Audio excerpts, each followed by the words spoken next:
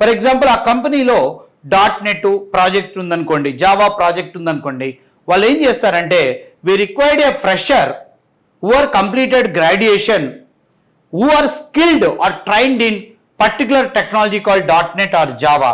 అంటే .NET trained fresher కావాలి, Java trained fresher కావాలని వాళ్ళు రిక్రూట్మెంట్ చేసుకోవడం జరుగుతుంది. రీజన్ ఏంటంటే వీళ్ళకి ఇమ్మీడియట్గా ప్రాజెక్ట్లో డిప్లాయ్ చేసుకోవాలి.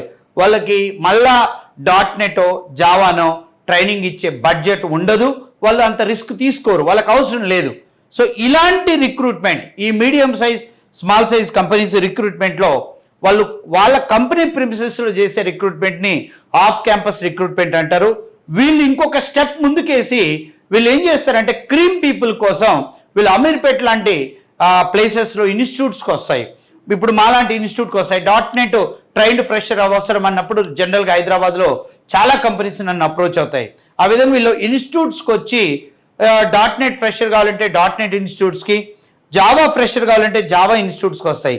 ఈ టెక్నాలజీ బేస్డ్ రిక్రూట్మెంట్ చేసుకునే కంపెనీస్లలో నేను అబ్జర్వ్ చేసింది majority of the companies past ఇయర్ని అంత సీరియస్గా తీసుకోవు.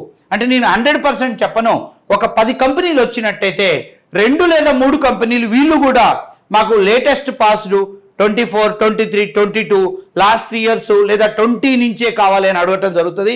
బట్ ఒక 10 కంపెనీల్లో 7-8 కంపెనీల వరకు గ్యాప్ ఉన్నప్పటికీ టెక్నికల్గా వాళ్ళు స్ట్రాంగ్ ఉంటే వాళ్ళు తీసుకోవడం జరుగుతుంది.